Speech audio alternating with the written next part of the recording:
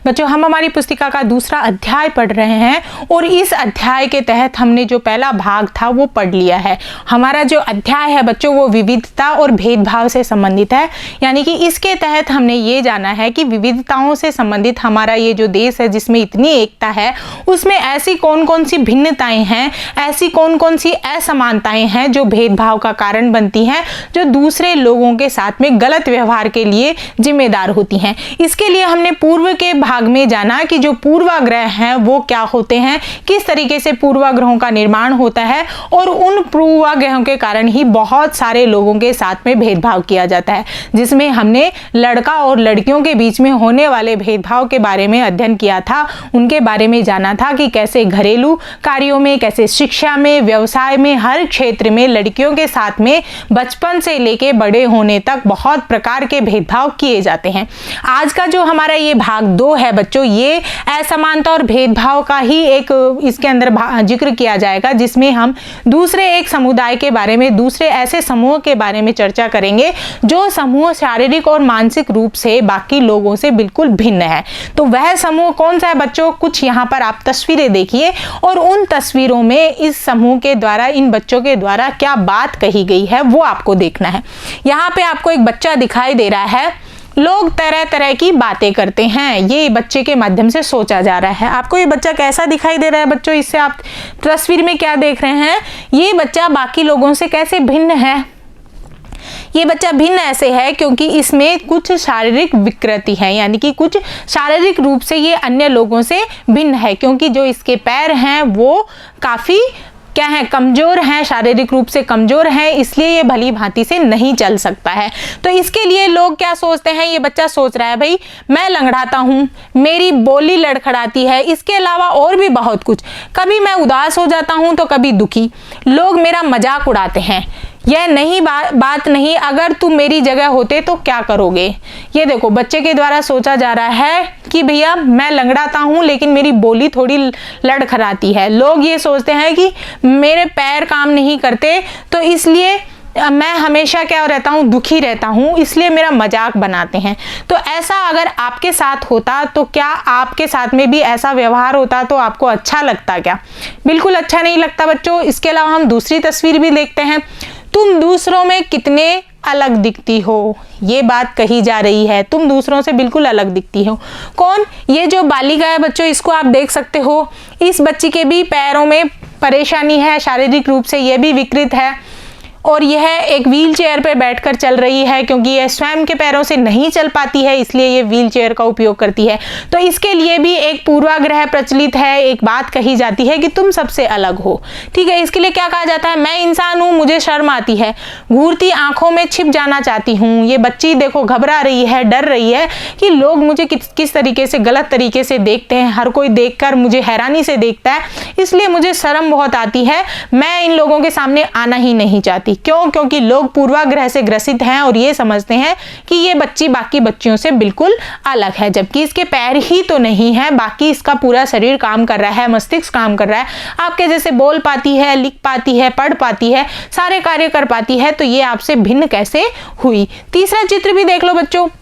क्या उसका दिमाग सही है? ये बात देखो, क्या उसका दिमाग सही है? ये बात देखा। इसमें भी आपको दिख रहा है कि बच्चा व्हील चेयर पे है और ये चित्र बना रहा है। क्या बना रहा है? चित्र। तो ये बच्चा सोच रहा है सिर्फ इसलिए कि मेरी टांगें डगमगाती हैं, लोग सोचते हैं कि मेरा दिमाग भी डगमगाता है, यानी कि लोग ये सोच रहे हैं कि इस बच्चे के पैर नहीं है तो इसका दिमाग भी काम नहीं करता होगा। बिल्कुल नहीं बच्चों, शारीरिक रूप से कोई कमजोर हो सकता है, किसी के शारीरिक रूप से विकृति आ सकती है, लेकिन इसका मतलब ये नहीं है कि अगर उसके शरीर का कोई अंग काम नहीं कर रहा तो उसका दिमाग भी काम नहीं कर रहा। तो ऐसे पूर्वाग्रह हमारे समाज में बिल्कुल प्रचलित हैं।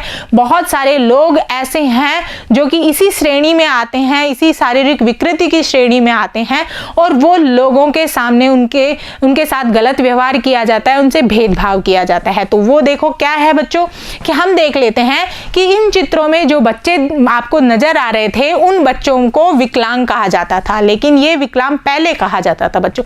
अब इनको विकलांग नहीं कहा जाता है, इनका दूसरा नाम है। वो नाम क्या है बच्चों? अब इनका प्रयोग किया जाता है खास जरूरतों वाले बच्चे। ये बात ध्यान रखना है। अब आपको विकलांग शब्द उपयोग में नहीं लेना है, इसके लिए आपको खास ज़रूरत वाले बच्चों का नाम लेना है। क्यों? क्योंकि इनको किसी विशेष चीज़ की आवश्यकता होती है, खास ज़रूरतें होती हैं। क्यों? क्योंकि इनके शरीर का कोई ना कोई अंग विकृत होता है, इसलिए इन्हें खास ज़रूरतों वाला बच्चा कहा जाता है। अब हम विकलांग नहीं कह सकते हैं। उनके बारे में लोगों के पूर्वाग्रहों को यहाँ बड़े अक्षरों में दिखाया गया था। साथ में उनकी अपनी भावनाएं और विचार भी बताए गए हैं। नहीं कि लोग उनके बारे में बहुत गलत सोचते हैं, यानी कि क्या ये इसका दिमाग सही है, पैर सही नहीं है तो दिमाग भी गलत होगा, ऐसा सोचा जाता है। तो ये पूर्वाग्रह हमारे समाज में प्रचलित है और इन्हीं पूर्वाग्रहों के कारण ये जितने भी खास बच्चे होते हैं जो विशेष आवश्यकताओं वाले होते हैं, इनके स्वभाव पे, इनके व्यवहार पे काफ़ी अंतर आता है।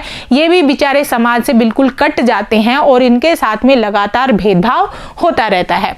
ये बच्चे अपने से जुड़ी रूढ़िबद्ध धारणाओं के बारे में क्या कह रहे हैं, क्यों, इस पर चर्चा कीजिए। ये क्या कह रहे हैं बच्चों, इसके लिए आप देख सकते हो, ये हमने तीनों बड़े, इसमें ये कह रहा है कि भाई मैं लड़खड़ाती हूँ या लंगड़ाता हूँ, लड़खड़ाता हूँ, इससे बहुत कुछ, मैं उदास रहता हूँ, दुखी रहता हूँ, सभी लोग मेरा मजाक उड़ाते हैं, ये बात सोच रहा है। ये बात ये सोच रहा हूँ मैं इंसान है, मुझे भी शर्म आती है, आंखें जब घूरती हैं तो मैं छिप जाना चाहती हूँ, ये लड़की सोच रही है।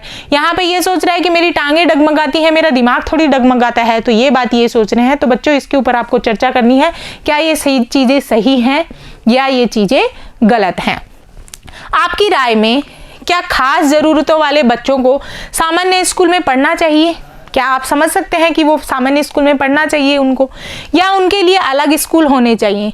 अपने जवाब के पक्ष में तर्क दीजिए। भाई मेरा तो यही मानना है कि ये लोग भी सामान्य लोगों के साथ पढ़ सकते हैं, कोई दिक्कत नहीं है, क्योंकि शारीरिक रूप से ही तो इनमें कुछ विकृति है, बाकी तो हमारे जैसे ही देखते हैं, हमारे जैसे सुनते हैं, हमारे जैसे बोलते हैं और सारी चीज़ें हमारे जैसी हैं इनकी, तो फिर ये पढ़ क्यों नहीं सकते हमारे साथ? तो मेरे अनुसार तो भैया मैं तो यही कहूँगी कि ये सामान्य बच्चों के साथ पढ़ सकते हैं। क्या आप भी मेरे जैसे ही सोचते हैं? अगर आप मेरे जैसे सोचते हैं या मेरे से अलग सोचते हैं तो उसको आप अपने अनुभव को अपनी पुस्तिका में लिखिए। ठीक है, ये हमने एक बात पढ़ी। अब हम ये देख लेते हैं बच्चों कि हमारे समाज में ऐसी कौन सी धारणाएं हैं जो गलत धारणाएं हैं, जिसे रूढ़िबद्ध धारणाएं कहा जाता है। जैसे अभी हमने देखा कि जो विशेष आवश्यकता वाले बच्चे थे उनके प्रति लोगों की जो धारणाएं थी वो गलत हो जाती हैं। तो वो धारणाएं कौन सी होती हैं जो कि हमारे समाज में भेदभाव को जन्म देती हैं, जिन्हें रूढ़िबद्ध धारणाएं कहते हैं? तो वो होती हैं जब हम सभी लोगों के प्रति, यानी कि कोई एक व्यक्ति ऐसा हो कि उसका दिमाग कम काम कर रहा हो, तो इसका मतलब ये नहीं है कि सभी वैसे बच्चों का दिमाग कम काम कर रहा हो। ठीक है, कोई एक चीज़ गलत है तो उसका मतलब ये नहीं है कि वो पूरी चीज़ें ही गलत हों, खराब हों। तो इसलिए जब हम सभी लोगों को एक ही छवि में बांध देते हैं और उनके बारे में पक्की धारणा बना लेते हैं तो उसे रूढ़िबद्ध धारणा कहा जाता है। रूढ़िबद्ध यानी कि गलत रूप से बंधी हुई। रूढ़िबद्ध, रूढ़ि का मतलब होता है गलत, बद्ध यानी बंधी हुई। ऐसी धारणा जो गलत रूप से बंधी हुई है और बेवजह ऐसे लोगों को मिलाया हुआ है जो कि गलत नहीं है, तो उसको रूढ़िबद्ध धारणा कहते हैं। ठीक है, ये जैसे एक व्यक्ति के प्रति होती है तो सभी लोगों को हम उसमें गिन लेते हैं। मान लो जैसे एक ऐसी टोकरी है जिसमें बहुत सारे फल रखे हैं, बहुत सारे फल रखे हैं। अब इन फलों के अंदर मान लो कोई एक फल है जो खराब है। ठीक है, एक ही फल खराब है, लेकिन इस एक फल को देखकर क्या हम इस पूरी टोकरी को खराब कह सकते हैं क्या, कि पूरी टोकरी खराब फलों की है? नहीं बच्चों, इसमें सिर्फ एक फल खराब है, हम इस पूरी टोकरी के फलों को खराब नहीं कह सकते। इसी तरीके से हमारे समाज में भी होता है। समाज में मान लो कोई एक व्यक्ति है जिसका व्यवहार थोड़ा अलग है, तो हम उस बाकी सारे समाज के लोगों को भी उसी श्रेणी में रख लेते हैं और उन्हें भी हम क्या कहते हैं कि ये भी बिल्कुल खराब हैं, इन लोगों की भी बिल्कुल जो व्यवहार है वो गलत है। फिर हम उनसे क्या करने लग जाते हैं, भेदभाव करने लग जाते हैं। यही रूढ़िबद्ध धारणा होती है। जैसे मान लो किसी खास देश के प्रति, यानी कि कोई हम सुनते हैं कि वो देश तो बहुत खराब है, वो हमारा दुश्मन देश है। जैसे हम पाकिस्तान के लिए कहते हैं पाकिस्तान हमारा दुश्मन देश है, वहाँ के लोग बहुत बुरे हैं। बच्चों, वहाँ पर भी अच्छे लोग रहते हैं, वहाँ पर भी बहुत कुछ धार्मिक रूप से बहुत अच्छे कार्य किए जाते हैं, वहाँ की जनता के लिए भी बहुत सरकार अच्छा कार्य करती है। पूरी तरीके से वो सारा देश ही गलत नहीं हो सकता। उस देश के कुछ लोग कुछ गलत काम करते हैं तो वो लोग गलत हो सकते हैं, पूरा देश गलत नहीं हो सकता है। ये एक हमारी रूढ़िबद्ध धारणा है। इसी के साथ हम धर्म के प्रति भी कह देते हैं। बहुत सारे ऐसे लोग होते हैं जो किसी विशेष धर्म के लिए गलत कहते हैं, अरे यार उस धर्म के लोग तो बहुत गंदे हैं, वो बहुत गंदे रहते हैं, वो बहुत गंदे व्यवहार करते हैं, जबकि ऐसा नहीं। उसमें से जो भी व्यक्ति आपको मिला होगा उसका व्यवहार गलत हो सकता है, पूरे उस धर्म का व्यवहार गलत नहीं हो सकता। लिंग के आधार पर भी हम ये कह देते हैं कि महिलाएं, लड़कियां ऐसी होती हैं, ये गलत होती हैं, महिलाओं से बहुत झगड़ालू होती हैं, बहुत ही रोती हैं, सभी महिलाएं एक जैसी नहीं होती हैं। बच्चों अगर कुछ ऐसा जो घटना हुई है जो किसी एक महिला के साथ में आपको देखने को मिली है, इसका मतलब ये नहीं है कि सभी लड़कियां कमजोर होती हैं, सभी बालिकाओं को रोना आता है, सभी लड़कियां डरपोक होती हैं, वो भी साहसी होती हैं, उनको भी शर्म कम आती है, वो भी हर तरीके के साहसिक कार्य कर सकती है, अपने देश के लिए सारे कार्य कर सकती हैं। महिलाओं के प्रति भी ये रूढ़िबद्ध धारणा गलत होती है। ऐसे कई कारण होते हैं, जैसे कुछ लोग ऐसे कहते हैं कि ये तो सभी कंजूस होते हैं, अपराधी होते हैं, बेवकूफ होते हैं, निम्न ठहराते हैं, ऐसे बहुत सारे शब्द हम काम में लेते हैं। ये तो सभी लोग बेवकूफ हैं, ये सभी लोग कंजूस हैं, ये तो बहुत ही गंदे तरीके से रहते हैं, ये बहुत निम्न है, ऐसी बातें समाज में प्रचलित होती हैं। इनको रूढ़िबद्ध धारणाएं कहते हैं। ऐसा मन में पक्की धारणा बनाने से होता है और यह धारणा पूरे समूह के लिए बनाना ठीक नहीं है। हम पक्के रूप से हमारे दिमाग में बिठा लेते हैं, जो कि गलत होता है। ठीक है बच्चों, रूढ़िबद्ध धारणाएं बड़ी संख्या में लोगों को एक ही प्रकार के खांचे में जड़ देती हैं। ये बात आपको ध्यान रखना है कि रूढ़िबद्ध धारणाएं जैसे पूरी टोकरी के फलों को गंदा मान लेना एक तरीके की रूढ़िबद्ध धारणा है, और टोकरी के जैसे ही सभी लोगों को, समाज के लोगों को एक ही ढांचे में बांध देती है रूढ़िबद्ध धारणा, यानी कि पूरे लोगों को ही गलत मान लिया जाता है। ठीक है, जैसा माना जाता है कि हवाई जहाज उड़ाने का काम लड़कियां नहीं कर सकती, जैसे ये कहा जाता है कि हवाई जहाज उड़ाने का कार्य लड़कियां नहीं कर सकती, लेकिन वर्तमान में तो बहुत सारी पायलट हैं लड़कियां जो कि जहाज उड़ाने का कार्य भी कर रही हैं। यहाँ तक कि युद्ध विमान भी वो उड़ा रही हैं, लड़ाई में उड़ाए जाने वाले विमान भी लड़कियों के द्वारा उड़ाए जा रहे हैं। तो ये एक रूढ़िबद्ध धारणा है। ऐसी धारणाओं के कारण समाज के व्यक्तियों की काबिलियत और उनके विशेष गुणों का हम वंचित रह जाते हैं, जिससे समाज में व देश को भारी नुकसान उठाना पड़ता है। जब हम लगातार किसी के प्रति गलत धारणा अपने दिमाग में बिठा लेते हैं, तो फिर वह व्यक्ति अगर अच्छा है, उसमें बहुत सारे गुण हैं, बहुत सारी योग्यताएं हैं, तो हम उनसे वंचित रह जाते हैं। मान लो आपने अपने मित्र के प्रति, जो कि आपके कक्षा में नया आया है, जिसका रंग अलग है, तो आप ये सोच रहे हो कि ये लोग तो बिल्कुल गंदे तरीके से रहते हैं, इनसे तो मित्रता करनी ही नहीं चाहिए।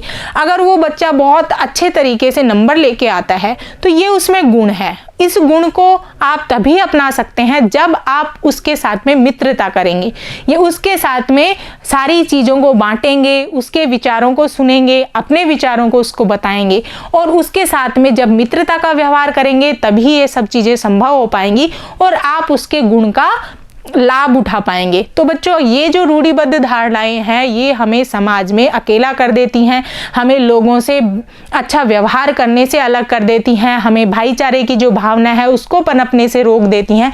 इसलिए हमें ऐसी रूढ़िबद्ध धारणाओं से हमेशा क्या रहना चाहिए, अलग रहना चाहिए। इसके लिए हम एक उदाहरण देखते हैं बच्चों। मुस्लिम लड़कियों के लिए हमेशा ये बात सोची जाती है, ये धारणा बनाई जाती है कि मुस्लिम लोग अपनी बच्चियों को पढ़ाना नहीं चाहते, वह इनको विद्यालय में भेजना ही नहीं चाहते, जो कि एक गलत धारणा है बच्चों। ये लोग भी, अपने मुस्लिम समाज के लोग भी अपनी बच्चियों को पढ़ाना चाहते हैं। इसके लिए काफ़ी मदरसे भी खुले हुए हैं और बहुत सारे बच्चे सरकारी विद्यालयों में भी पढ़ रहे हैं, यानी कि मुस्लिम लड़कियाँ भी पढ़ाई में आगे हैं, शिक्षा लेने में आगे हैं और ये आगे प्रगति भी कर रही हैं। लेकिन ये एक धारणा बनी हुई है जो टूट ही नहीं पा रही है। तो ये क्या है बच्चों, कुछ मुसलमानों के बारे में आम रूढ़िबद्ध धारणा है कि वे लड़कियों को पढ़ाने में रुचि नहीं लेते, इसलिए उन्हें स्कूल नहीं भेजते। जबकि अध्ययन यह दिखा रहे हैं कि मुसलमान की गरीबी, क्या कारण है, मुसलमान की गरीबी इसका एक मुख्य कारण है। भाई गरीबी के कारण वो नहीं भेजना चाह रहे, बाकी उनका तो मन है कि वो अपनी बच्चियों को भी पढ़ाएं, लेकिन गरीबी इतनी है कि जिसके कारण वो उन संसाधनों को प्राप्त करने में असफल रहते हैं। गरीबी की वजह से ही वे लड़कियों को स्कूल नहीं भेज पाते हैं, स्कूल में जल्दी निकाल लेते हैं। यहाँ पर भी, जहाँ पर भी गरीबों तक शिक्षा पहुँचाने का प्रयास किया जाता है, वहाँ मुस्लिम समुदाय के लोगों ने अपनी लड़कियों को स्कूल भेजने में रुचि दिखाई है। उदाहरण के तौर पर केरल में स्कूल प्राय घर के पास हैं। सरकारी बस की सुविधा बहुत अच्छी है, जिससे ग्रामीण क्षेत्रों में शिक्षकों को स्कूल पहुंचने में मदद मिलती है, जिसमें 60% से ज़्यादा महिलाएं शिक्षक हैं।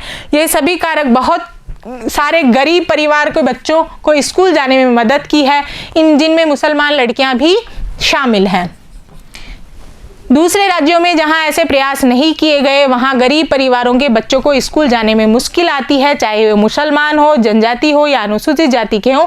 जाहिर है कि मुसलमान लड़कियों की स्कूल में गैर हाजिरी का कारण धर्म नहीं बल्कि गरीबी है। यानी कि मुस्लिम समुदाय की महिला साक्षरता को हम धर्म से नहीं देख सकते, बल्कि हम गरीबी या आसपास के संसाधनों की कमी को देख सकते हैं। क्योंकि केरल में जिस तरीके से संसाधन उपलब्ध करवाए गए सरकार के द्वारा, तो केरल में सभी बालिकाओं ने शिक्षा प्राप्त की है, चाहे वो मुस्लिम हो चाहे वो हिंदू हो। ठीक है, तो इस तरीके से ये एक उदाहरण था। अब हम असमानता और भेदभाव के प्रकार देख लेते हैं बच्चों कि हमारे समाज में ऐसे कौन कौन से समुदाय हैं जिनके साथ में लगातार रूढ़िबद्ध धारणाएं के आधार पर और पूर्वाग्रहों के आधार पर भेदभाव किया जा रहा है। तो आप बता सकते हैं आपकी नज़र में ऐसे कौन कौन से समुदाय हैं, कौन कौन से लोग हैं जिनके साथ भेदभाव हो रहा है।